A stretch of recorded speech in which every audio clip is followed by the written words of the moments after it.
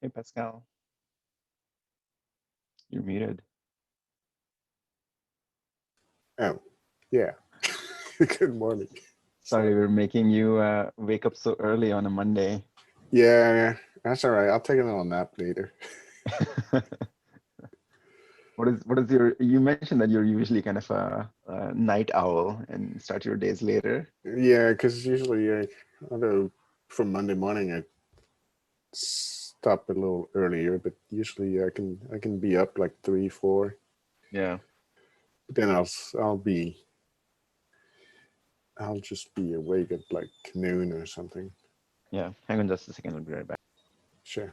Where's everybody else?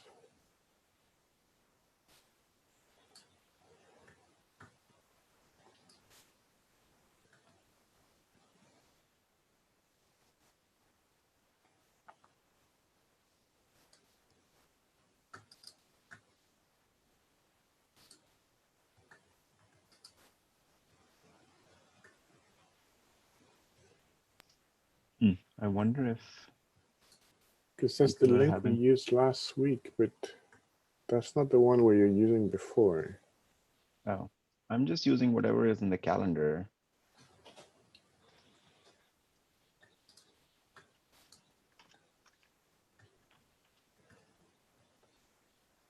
Last week I remember at issues it was asking for a password, and we were using that one.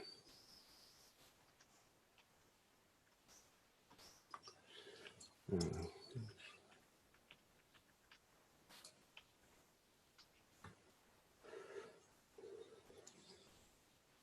Oh, I see what's going on here.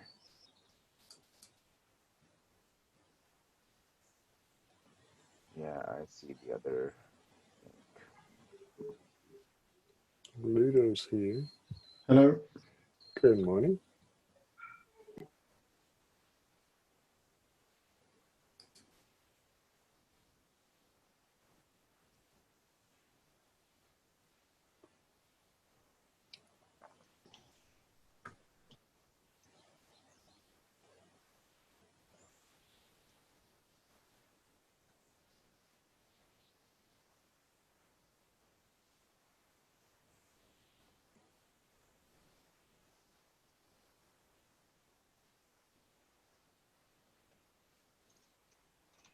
How's everyone doing?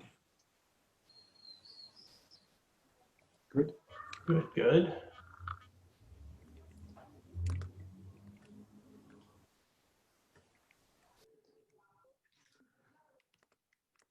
So should we get rid of the Stacks blockchain team sprint event?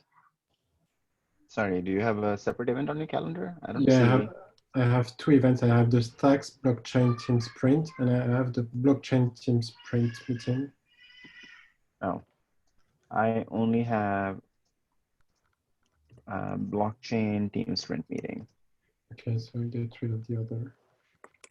Yeah. Yeah, I only had this event on my calendar, but it had a different Zoom link.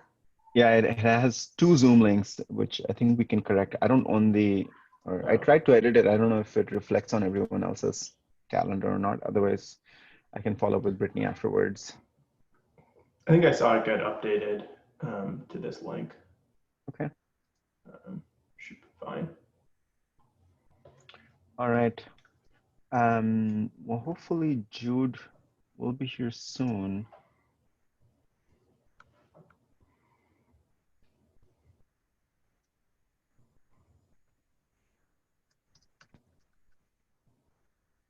Okay. Oh, also that our Stacks Core Devs channel on Discord is public, right?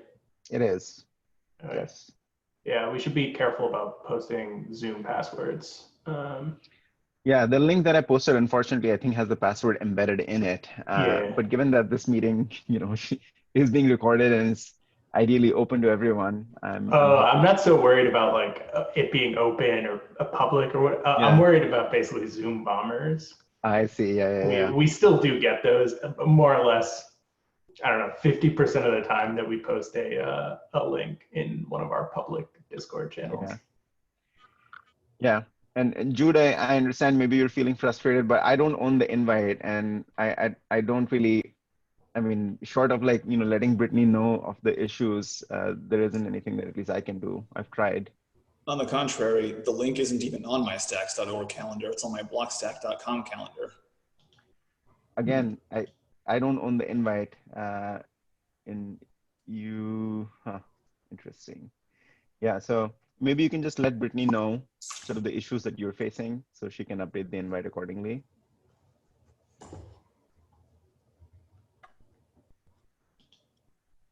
All right, I think we have quorum. Should we get started? Sure, starting recording, which I don't have permission to do. It's already recording. All right, check that off then. Show my screen.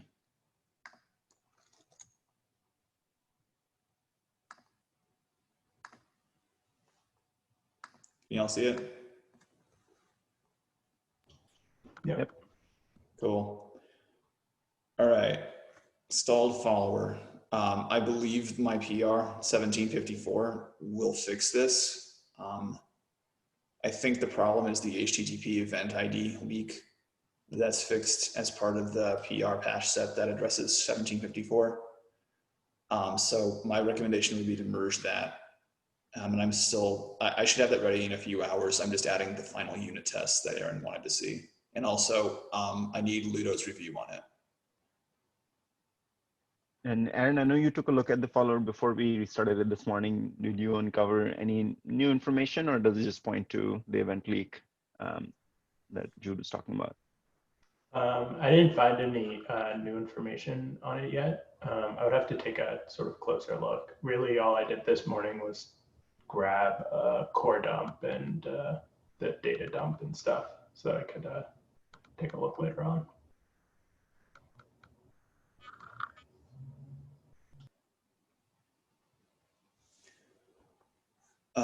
So vote to just merge it and try again. Sure. Yeah, I mean, I think that we should be trying to get that PR merged, but I think we also probably should take a look at the logs just to confirm that it looks like the same issue. Otherwise, we need to do some more investigation.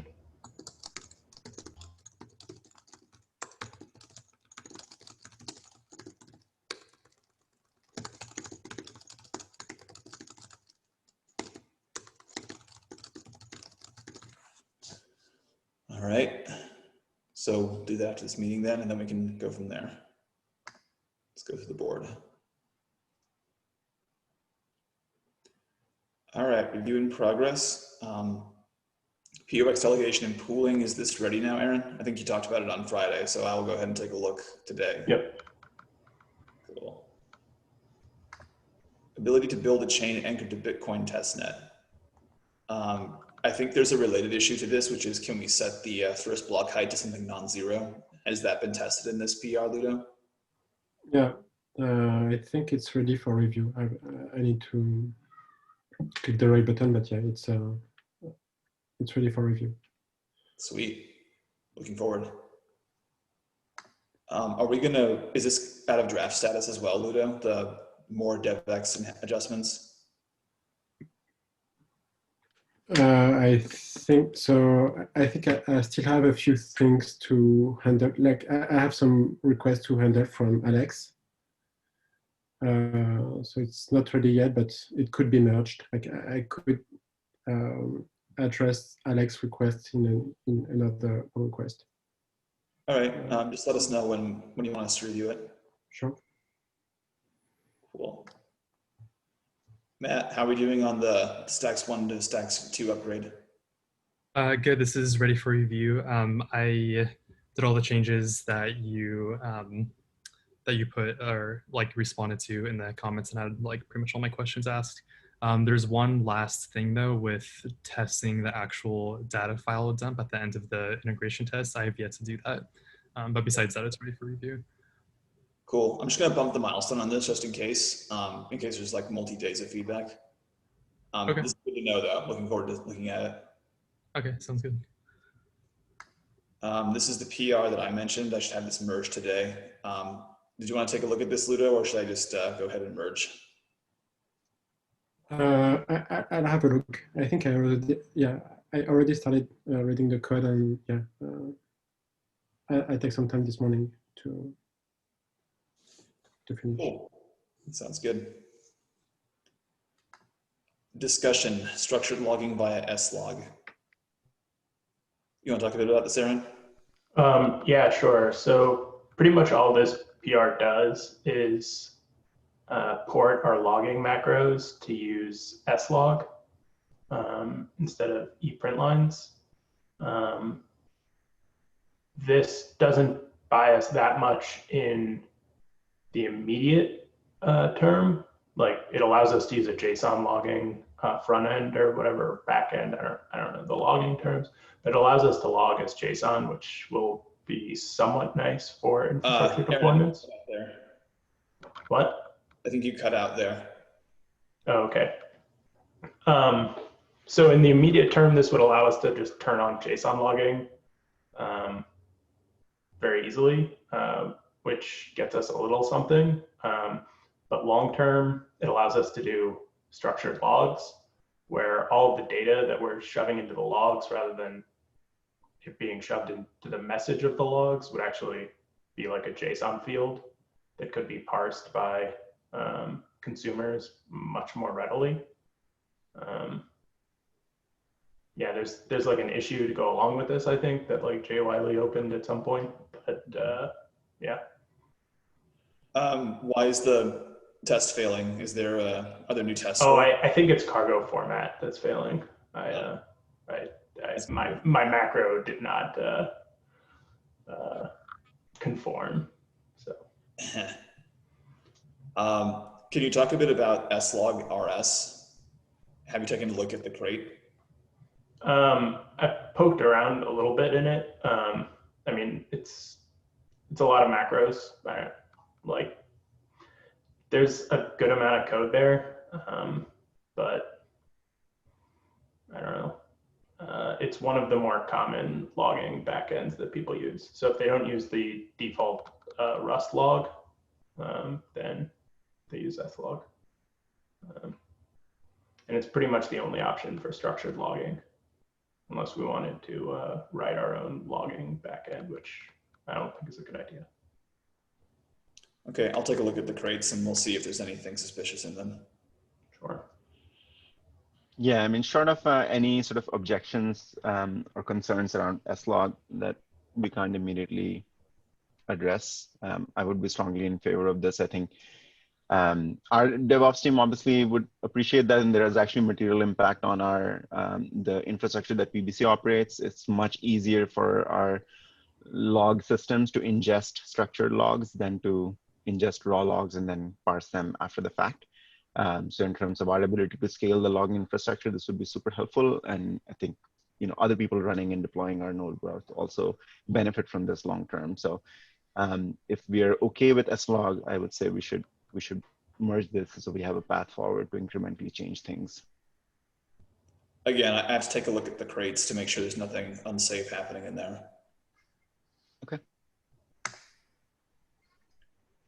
Pascal, you wanted to comment a bit about the status of 1745 and 1760?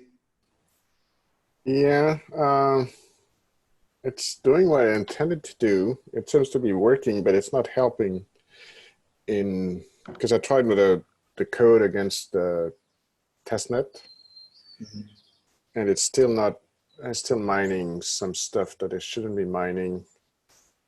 I think it's more related to block propagations, where some blocks are not propagating as quickly as I think they should be. I think so. You're right about that. There's also some transactions that are not always propagating to everybody. But I saw that there was a PR open, I don't know if it's merged, where some transactions were not, there was like a test that was wrong on some mempool propagation thing. Because I added that to my tool to dump the status of the network, and some And that's why some transactions are taking longer than one block to get mined, because they don't get to all the miners, and eventually they will get to, at least Krypton will mine them. So it's not that I'm back to square one in what I wanted to do, but I'm going to record more stuff. The transaction logging that was added, that like the TS log feature is helpful. I need to log more stuff to understand what the miner sees as the block state when it decides to mine on the block, to see if that could be helping in understanding why it's still mining some stuff that it shouldn't be mining, picking the wrong. Is it still open then? Yeah. Okay. In progress. So we just talked about this one here. Add Rust code to inspect Clarity code to evaluate minor cost functions. Reed, do you want to talk about this? Yeah, sure. So this is still a work in progress. I have code running that basically, so I've redefined all of the existing cost functions as Clarity code. So I have this big long contract that will be loaded as a boot contract. And I have it working such that I can kind of in like a simple test evaluate those functions and kind of expose them in like a global kind of lazy static const so that they can be accessed elsewhere in the code base. And the next step for this is actually kind of plugging that into where the cost functions are evaluated throughout the code base. So hopefully can finish that in the next couple of days and have a PR open for this.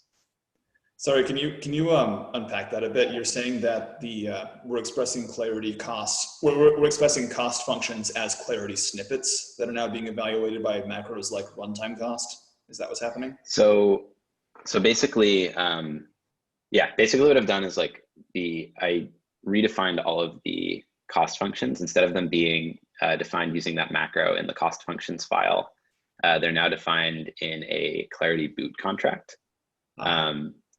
And so that code, yeah, so they get loaded at boot. And so then we can kind of evaluate, cost functions in a consistent way, kind of knowing that they're all expressed in Clarity. And there's like a map in the code base that basically lets you look up the address of a cost function, because these cost functions can potentially change. So the functions that are known kind of when we spin up the network are all defined in the boot contract, but we're kind of leaving the possibility open that someone might, or we might decide to change one of those functions with a new contract and kind of overwrite that previous cost function, at which point the map will kind of point to that new contract. Does that make sense? Yeah, that's part of the voting mechanism's goal. Yeah. So the voting mechanism, doesn't exist yet, but I'm just kind of setting up kind of the architecture such that like we can have all of our cost functions defined as Clarity, and kind of initially they'll all be in the boot contract. But yeah, at some point we'll need kind of a later step for this is having code that actually is kind of like listening for those contract events in the chain, and then like updating the map internally that is kind of keeping track of the like where the cost functions are, or like what contracts the cost functions are defined in. Okay, this is just an issue, right? There's no PR, right? I'm like working in a branch. It's feat/dynamic costs, and yeah, there's no PR yet, but I'm hoping the next few days I'll be at a point where it makes sense to open that PR. All right, I'm just gonna bump the milestone then for the next 2 weeks. Okay. Yeah, and I'm kind of feeling like maybe it would make sense to get together at some point in the next few days and talk through some of this stuff so we're all on the same page. I've been chatting with Aaron a lot and Ludo a little bit, but maybe we can just get together for 30 minutes or so and go over some of the code I've been writing. Yeah, that'd be helpful. You could potentially make a presentation out of it or something. Yeah, sure. Awesome. We can do that. moving on, this issue here, track block download rate is closed by the PR that will be merged today that I have open. Nothing special there, I talked about it last week. In situ upgrade proposal, This this is, in progress, obviously. yeah, this is just the initial issue. Yeah. And then these two are both, I think, the like tracking upgrades to the SIP. Yep. Do you think we could merge this actually, the upgrades to SIP 006? Is this it's still in draft status, but it's. Yeah, I think maybe, I mean, I think there's going to have to be more additions to SIP 006 as the voting contract stuff becomes more hashed out and well-defined. So like some of the stuff I've written in here, like some of the details about the voting contract, I think will likely be changed. So I'm not sure if it makes sense to merge it yet. I mean, maybe I can get rid of some of those details and we can merge kind of some of the more basic stuff and then add all those in as time goes on. Well, no, that's okay. One thing that we've done in the past is whenever we have like an update to an existing SIP that involves code, we just ship both the update to the SIP and the code in the same PR. Okay. Reason being is that it's really helpful for reviewers because then they can read the delta of the SIP and then understand the types of code changes that are to come. That makes sense. And then you're not in this position having to update the SIP in a separate PR from updating the code. Yeah.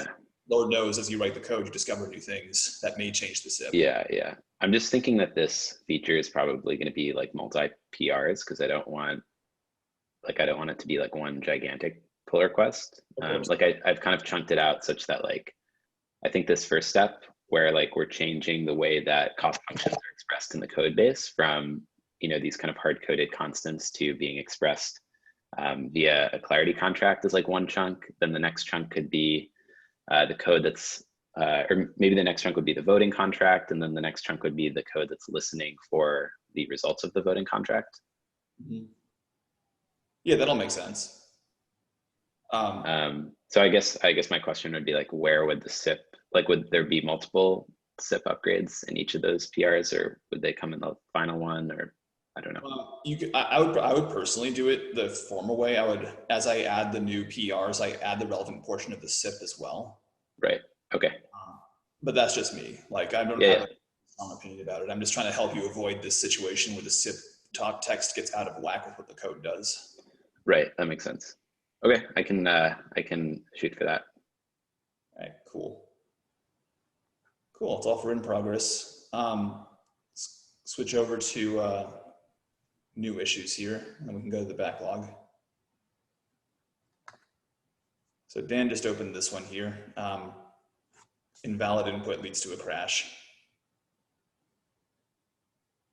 I think the tag is right. This is a good first issue, but I don't think this is something we have to jump on right this second. Just moving on. This crash, I know that a few people have seen now. I've seen it, Pascal has seen it. The problem I think we discussed on the architecture meeting, I think the problem is just that we need to make it so that when we update Clarity State, we also update the MARF in the same transaction. By not doing this, we lead to this situation where due to the way in which we do checkpointing in the database as we're processing a stacks block, it's possible that the SQL connection to the side store gets the locked back gets acquired in such a way that attempting to do a subsequent write would lead to a deadlock, causing a SQLite error indicating the database is busy. And you get this error even if you have a busy handler set because of the aforementioned deadlock condition. The fix to this is just making, as I mentioned earlier, just making it so that the SQL, just making it so that the changes that Aaron had made to the MARF already for other aspects of the database, like the sortition state and the chain state, also apply to the Clarity State, i.e. one transaction covers both the MARF and the side store. Aaron, can I just go ahead and assign this to you? I'm probably not going to start working on it until after POX changes, so I would leave it unassigned for now. Oh, all right, that's fine. Yeah. Like unless someone is actively working on it, I think that should have aside for now. Very good. All right. Moving on then. This is just an update from the forum post Muneeb had. Right now we have this thing called the miner reward window, by which we smooth over miner rewards over a fixed number of blocks. That applies to both Coinbases, and due to some old economic analysis we did, it also applies to any stacks burnt. So if you burn some stacks in one block, the miners get back those stacks over a smearing of like 20 blocks or something like that. This is no longer the case. Per the new economic proposal up here that Muneeb had, burnt stacks will stay burnt. And the reason they need to stay burnt is because in the realm of POX, the incentive model that encouraged us to try to redistribute burnt stacks no longer really applies. This also means we can get rid of the smoothing function over the miner rewards, which in turn greatly simplifies dealing with miner rewards. I can go ahead and take this on once microblocks are finished, but I don't have a milestone assigned to it because it's probably not going to be in this next 2 weeks.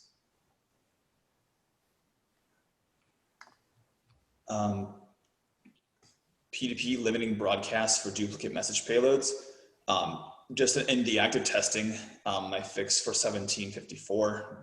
I noticed that the peer network will gladly resend the same transaction over and over again many times a second if it's getting that same transaction many times a second.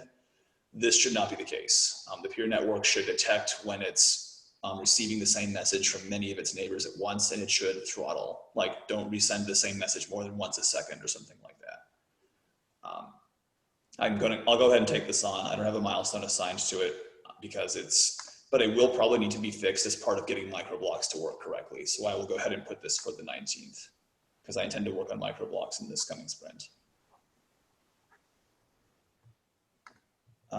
SIP management, SIP 001 and 005 still talk about tunable proofs, but we no longer have tunable proofs. That just needs to be removed just whenever we can get around to it. I think I've actually already done it in one branch. It's small. This is a bug right here in the miner where if you stop your miner and you restart the miner, even with new chain state and everything, if you use the same seed, the miner is currently reusing the microblock public key hashes that it had used in the past, causing it to mine invalid blocks. If you do this, what will happen is you'll notice in the rest of the network, you'll see that a block gets mined, but nobody has that block. So it'll just show up as a 0 in block inventories, because why would you ever broadcast an invalid block? In fact, the miner itself tries to process its own block and then discovers it's invalid. So this is a bug. The fix is pretty straightforward. I think we just need to include the current block height in the hash mixing function that we use to generate microblock public key hashes, like we currently do for the VRF key pairs. I can go ahead and take this. I think it's a pretty straightforward fix. Just do it this week sometime.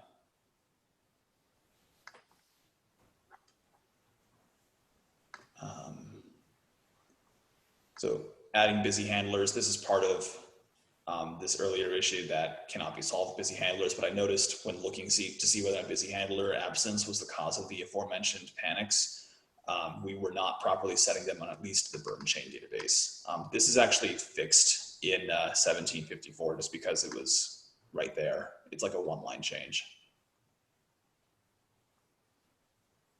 So that will be fixed imminently.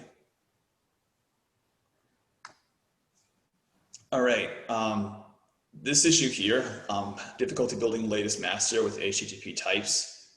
Yeah, I think we have some resolution on this now, right? Like just looking at the issue history, open this in GitHub. Yeah, I think it was a combination of caching and so the difference between how cargo install works versus cargo build. So I don't think there is a specific bug here. So I think it's fine to close it out. I don't think anyone's blocked. Okay. Cool.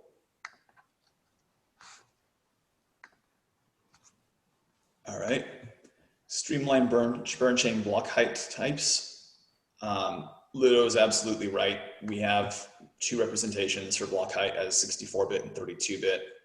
And I think the consensus is it should be 64-bit, except for in leader block commits, because we just don't have space to represent 64 bits. Yes, so I have a question about that. So I started addressing this issue in a PR, Okay. and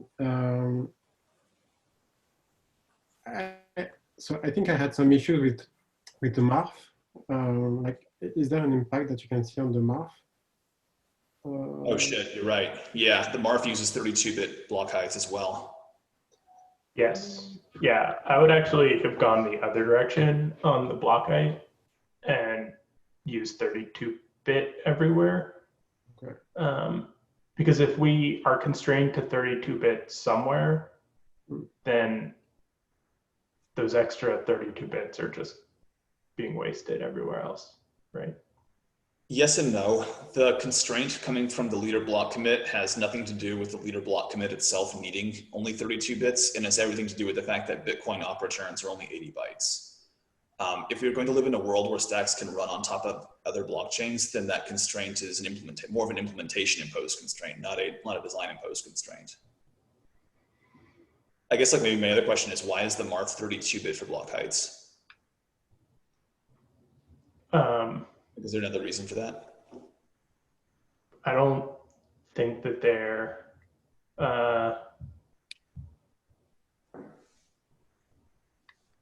I would have to double check.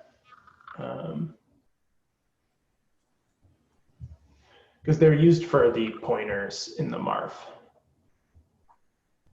Like back pointers in the MARF are using block height.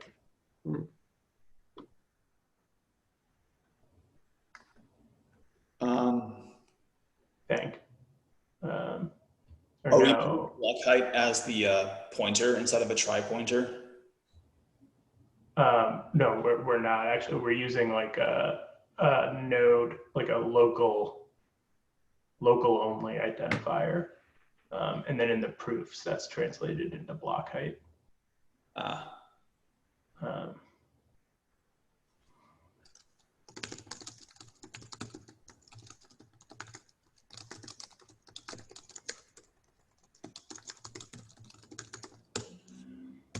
So I guess maybe the question is like, I mean, this would be a somewhat invasive change to change the MARF at this point. Yeah. Yeah, it might be, it might not be. It depends on how it's getting used in the MARF ultimately. Yeah. But yeah, I don't know.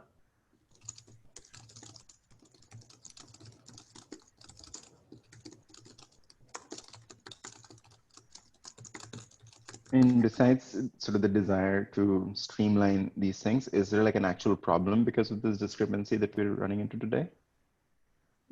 Not really. It's just that I've been introducing some more parameters in the config, and I had to pick between one or the other and had to cast. So I just wanted to avoid that, but there's no issue. Like it's not a blocking issue, and we can also, I mean, it's probably going to become even harder to change it in the future, right? And we might be locked into this change permanently. So I would say, since you've already started working on this, Ludo, like maybe time box the effort. Like if you can get this done, I don't know, in a day or so, maybe we do it. Otherwise, we punt it potentially indefinitely.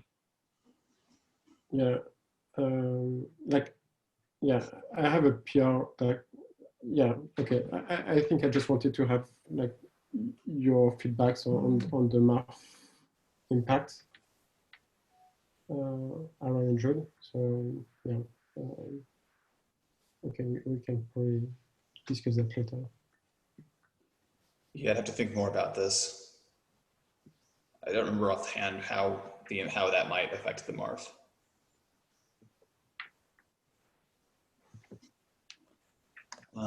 Moving on.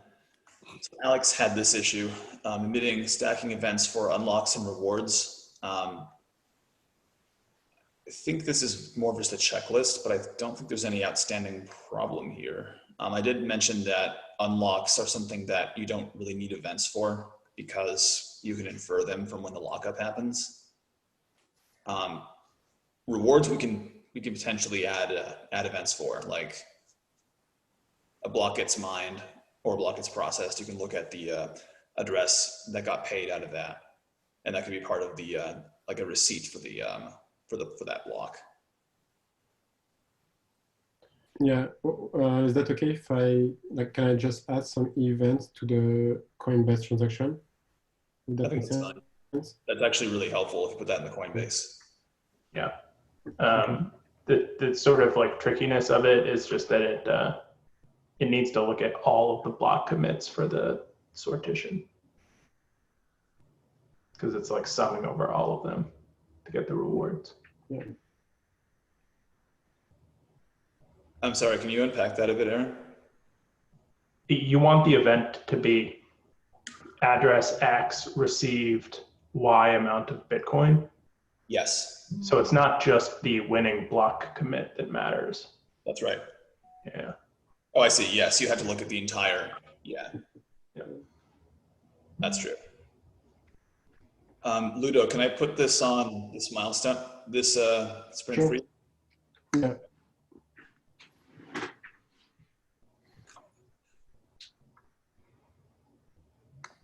Cool. Oops, sorry. Miner node crashes if given the same config file and restarted. I think this is, okay, so this is the VRF issue I mentioned earlier. It had been the case. This is actually, I should comment here, this is fixed in 1754. If you restart a miner with the same seed, the current code will panic when it tries to generate a block because it won't have the same, it will not have executed the code that generates the VRF private key for a VRF public key it intends to use. So the crash is at least avoided, but the fix unfortunately leaves us in a place where it just generates the same sequence of VRF public private keys. And I'm sorry, it's completely fixed. I was thinking the microblock public keys for a second there. Yeah, this is fixed in the PR for 1754. It's like a one-line change. I'll close that when that PR closes. This issue right here, pushing blocks that we have neighbors to, trying to push blocks when we don't have neighbors. This I think kind of speaks to the difficulties that Pascal was encountering. It is possible for your node under steady state operation to become temporarily disconnected from the peer network. This will happen when it tries to relearn its IP address, for example, and if that IP address is different, what it will do is it will disconnect from all of its peers and re-handshake with them so that the peers learn the new public IP address. The difficulty though is that if you happen to mine a block at around the same time this happens, then you will have no one to send that block to. And right now there's no retry logic. All the peer-to-peer networking stuff is best effort. So what we could do is make it so that the relayer can at least be aware of when it tries to send to 0 neighbors, and it will simply retry sending a block that gets mined. This is particularly problematic for people who mine behind a NAT who don't have port forwarding turned on, because the only way that they can propagate blocks they mine is through pushing them. Like they can't just announce that their blocks are available because nobody can even get to their inventory state. I can go ahead and take this. This is actually really relevant for microblock mining as well, because microblocks will really see this problem and it will be really exacerbated. There needs to be some sort of retry logic in the event that you can't send data to more than X neighbors for some configurable value of X. So I will assign that to this milestone. Stacks chain differentiation on Bitcoin testnet. So I think we talked a bit about this already. I just don't know who's taking this issue. The issue is that like when you run a Xeon testnet node, we need to be able to distinguish between different deployments of the Xenon testnet, as well as make all of those instances distinguishable from the Bitcoin mainnet.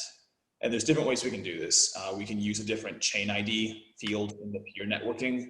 We can use different, and probably should use different magic bytes in the Bitcoin wire format. Right now, the first 3 bytes in an op return identify the transaction as being a block stack transaction, and we could probably twiddle those bytes around to identify different instantiations of Xenon. First burn block height is obviously going to be different for each Xenon network. And I think Aaron's right here. We'll probably want to do all three of these things to make sure different deployments of Xenon are differentiable. But I think that all these parameters are already available in the config. So I don't know if there's any fault there. So I'll just go ahead and put this in you, Ludo, and you can close it when the testnet Sure. PR closes. Sweet. Okay.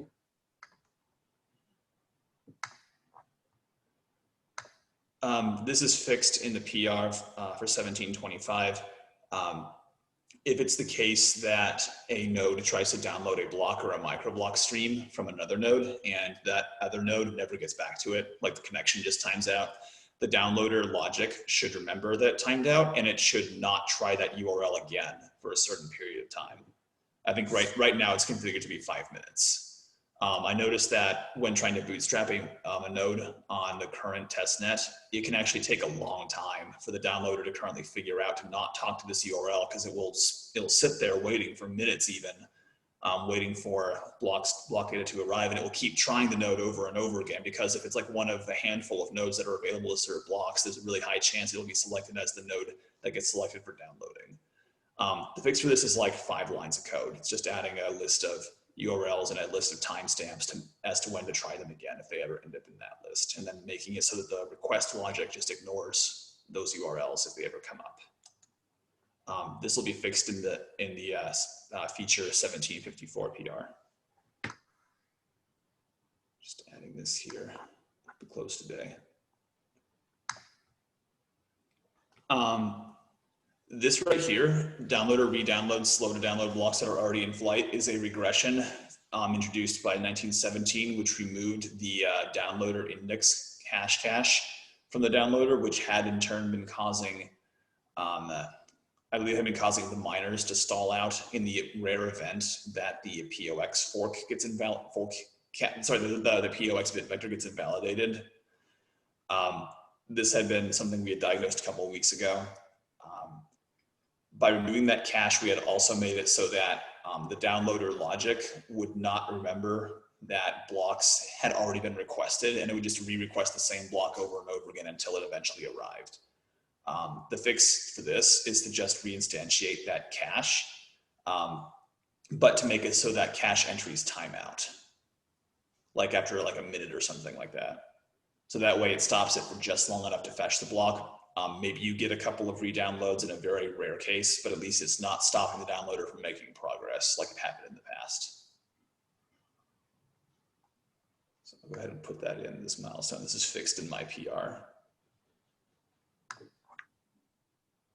Event leak in the HTTP server. It's the same problem as we saw in 1916, but just in the HTTP server. I'm working on a test for this right now. This will be part of the patch set for 1754. All right, so this feature request is getting some love from Aaron. I think we just talked about this already though. Aaron, is it okay to put this on this next 2 weeks milestone? Yeah. Cool. I'll go ahead and assign it to you as well. Sure.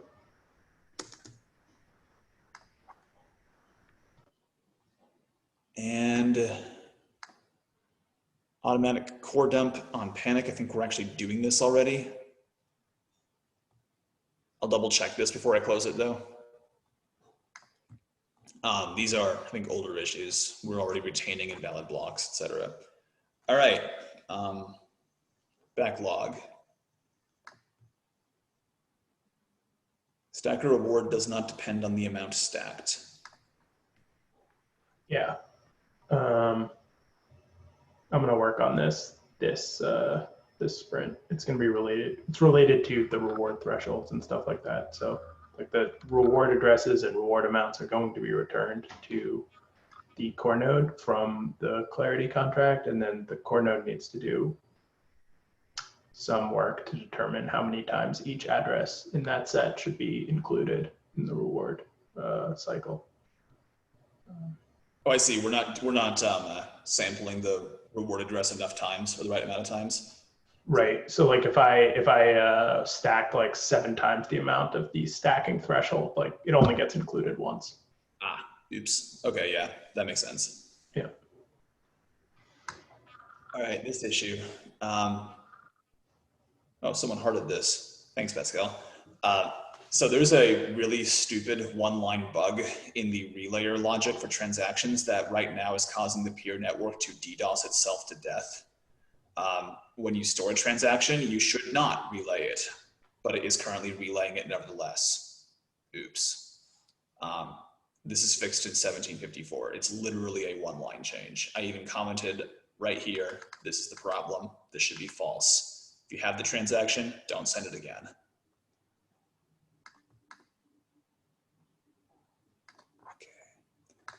Node relays transaction broadcast, but does not store transaction.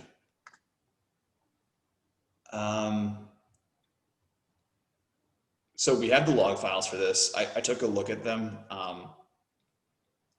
I've not been able to figure out whether, so I mean, if you look at the logic for the code for storing transactions, the only case where you'll see the node appear to do nothing is if it already has the transaction. As to how it gets stuck, I'm not sure. If it's the case that the node gets disconnected from, if the follower, for example, disconnects from the master, then it could just fail to broadcast that transaction. It won't retry it. So maybe a related issue to this will be that retry logic I mentioned earlier here. Yeah, I mean, these are logs from the miner, not the follower. Oh, I see. So like, yeah, it includes both. So there's the miner is relaying this transaction, and also it's not in its mempool. The miner is relaying it, but it's not in its mempool. Correct. That is like when inspecting the miner's state, like it had no entries for that transaction. And there were no like log entries indicating that it tried to mine it. Or even that it got stored at any point. Right. But it's still relaying it. I don't know if it's always relaying it, because that was last night. I tried to correlate what's in that new transactions table to what the miners do, and some transactions are not included by some miners in different branches, so they must not have the transactions. It's some transactions are only in the blocks from the Krypton master, the main miner, the one that gets them directly from the API node. I need to further investigate, but it's probably related to this. Essentially, that would mean that not all transactions get to every mempool on the network. Yeah, if that's not happening, then there's a pretty bad problem with the relay logic. Aaron, is the do you know offhand if the follower and the master nodes have the TX log turned on by default now? They do not. Okay. So we can turn that feature on for them. That's probably a good idea. Because then we can do this sort of correlation, like my miner, Pascal's miner, these two nodes. We can see which ones are missing and when they showed up. Yeah, let's open an issue on Stacks blockchain for this, because I think we need to update the Docker image that we use. Like there's like a Debian Docker image that we've been using for all the deployments, and we just need to add the TX log feature to the build. Cool. Sounds good. All right, updating cost function based on voting contract. I think we, this is superseded now, right, Reed? Is this an issue you had open? Yes, I believe so. Yeah, that should be linked. My bad. Okay, do you want to just go ahead and link it on GitHub? Yeah, I'll do that right now. Maybe same for this one here too, the voting contract, or is this not yet related? The voting contract is not in progress, or I haven't started that yet, so. Okay, do you think you can start it in the next 2 weeks, or should I just take the milestone off here? Yeah, I'm hoping to start that in the next 2 weeks for sure. Sweet. I'll go ahead and do that with this milestone here as well too then. Sweet. Thanks. By the way, quick note on milestones. Now that we're using this board, which doesn't have the same kind of filtering, milestone-based filtering that the Zenith board had, I'm wondering if how much utility we're getting out of milestones with this current board. If we just keep moving issues through the boards, if we're, yeah, I'm open to essentially not using it if we think it's not adding a lot of value. At least I'm not getting a ton of value right now. I actually think it is adding value, but we're just not using it. What it could help us do is it could help us estimate how accurate we are at assessing how many sprints it takes to close a particular issue. Yeah, that's a good point. I mean, short of having actual due dates on GitHub, milestones might be a reasonable proxy. Okay. Yeah, like I would love to see a graph of like how good or bad we are at estimating how long an issue takes, because that will help us make better estimations in the future. Yeah. Okay. Let's keep them. Dude, I misread that first one. That one's actually, both of those are not in progress yet. So I think they can remain in the backlog. Okay, no milestone? I think the voting contract, I'm still a little bit up in the air of which of those should come first. The updating costs kind of, is somewhat dependent on there being a voting contract, but I think I could do most of that work without the contract actually being written. Yeah, what we done in the past, we just stub it. Yeah, okay. So I'm probably going to start there. So I think that update cost functions based on voting contract is going to be in this next milestone, and then the cost function voting contract itself will be after that. So probably at least a week and a half out, I would say, or let's say at least, yeah, something like that. Alrighty, I'll put it in the following milestone. Cool. Cool. All right, so I'm working on microblocks these next probably 3 weeks. This issue right here is, I think, actually pretty old, opened in July, but it's been updated recently. It has to do with dealing with poison microblocks. I will go ahead and put this into the following milestone because I intend to make it so that these transactions are actually handled. Same with this one. In the event nobody sends a poison microblock transaction for whatever reason, we still need to have a default behavior. That's what this issue covers.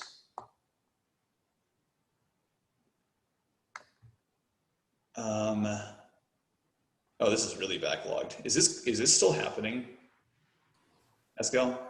I think so. That's what 1864 is supposed to address, and it's doing better, but it can still mine blocks earlier, but it may just be that it doesn't have the view of the network I think it should have. Or it could be like a block is just not being sent or something. Well, there's definitely blocks that are not being sent. There's some miners, you never see the blocks, at least the miner doesn't see.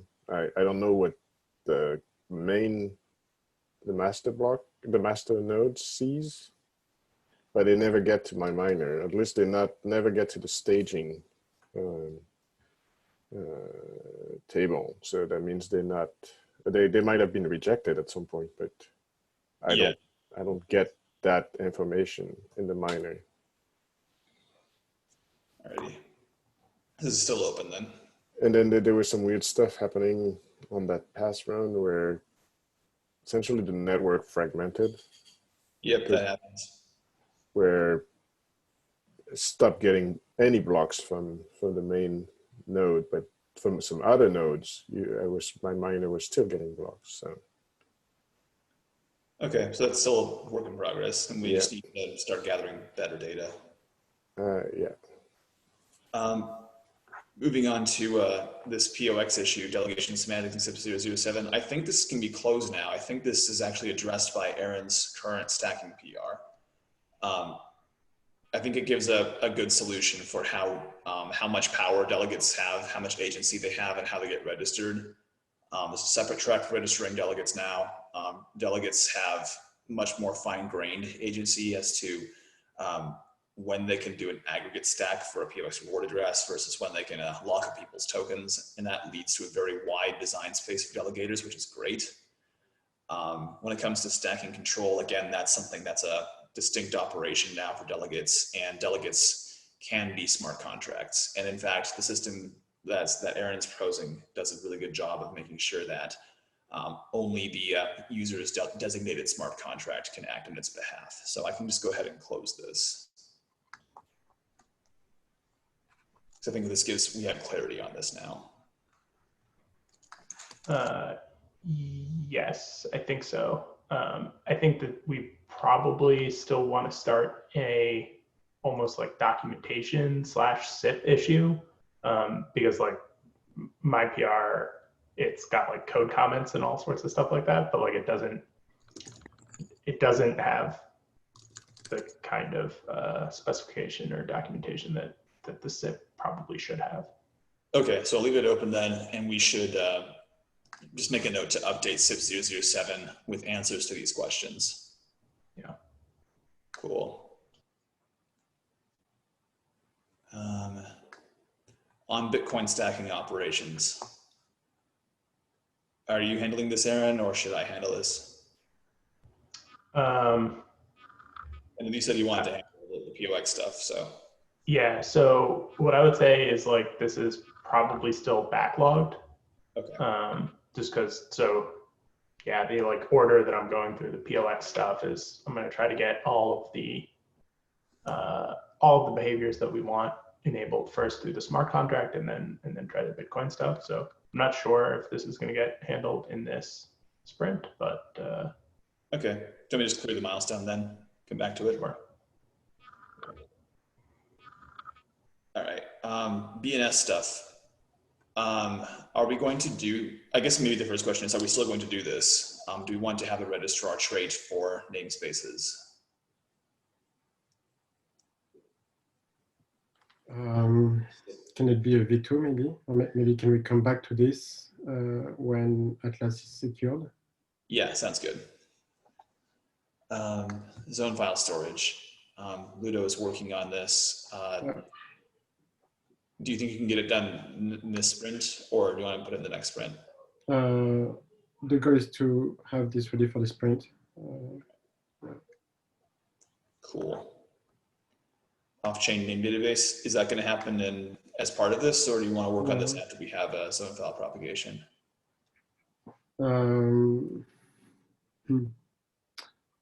Maybe the sprint after. Alrighty. And zone file replication API? The sprint. This sprint, cool.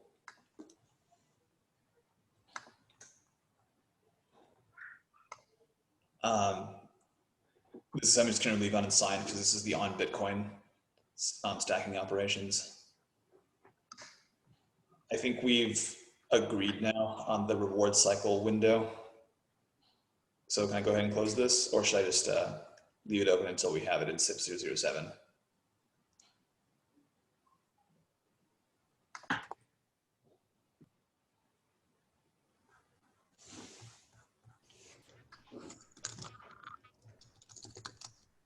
Let's just document the agreement and we can close this out. I'm happy to do that. yeah. Unless you want to do it right now. So we're doing 2 reward addresses per block and a 2,000 block reward cycle, and that's the latest I have heard. Yep. Is that what everyone else believes is true? Yes. Okay. I'm going to leave this open until SIP 007 reflects it then. Sound good? Sure.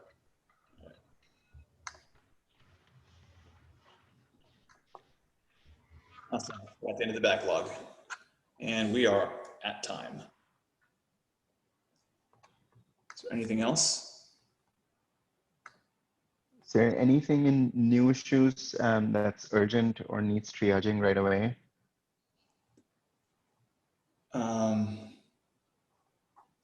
I don't believe so. Oh, sorry. When you said backlog, you meant new issues. Okay, never mind then. Yeah, we've already been through the new issues. Yeah. We actually got through everything for once. Aaron, you had left a comment here. So this is, you've confirmed that this is an event ID leak that was causing the follower to stall out? I can't definitively say that it was what was causing it to stall out, but it was definitely experiencing the leak. You're seeing too many peers errors. Yeah, like there were like 100,000 too many peers errors in a 24-hour period. Oh, fuck. Okay, that's what it is. So that was almost certainly causing problems. But I can't say definitively that was the, like 500,000 hits. Yeah, we are, it's stalled out. We can't open any sockets. Oh, I see. And this would also cause, so yeah, I guess the reason that I was a little skeptical that this would cause the problem was like, I was initially thinking like, if this is happening in the HTTP endpoint, then it shouldn't cause the node to actually stall processing blocks. But it actually would, because it's downloading stacks block data over HTTP. Mm-hmm. And so if it runs out of event IDs and it's not doing any downloading, then it would stall. Right. The event IDs are shared between the peer network and the HTTP server, because I wouldn't normally do this event ID allocation, deallocation stuff, because it seems kind of anathema to using Rust, a language that handles all this for you. But it's kind of forced onto us by the MIO API. Yeah. But yeah, the HTTP and PEP servers are both handled by the same ePOL handle. So if you have a leak in the HTTP server event ID allocation, deallocation code, it will cause the entire network to stall out. And same with the PEP. Alrighty, so get that merged and that should hopefully go away.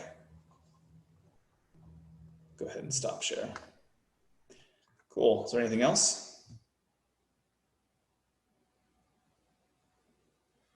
Alrighty, happy Monday, everyone. Thanks, Pete. Bye. Bye-bye.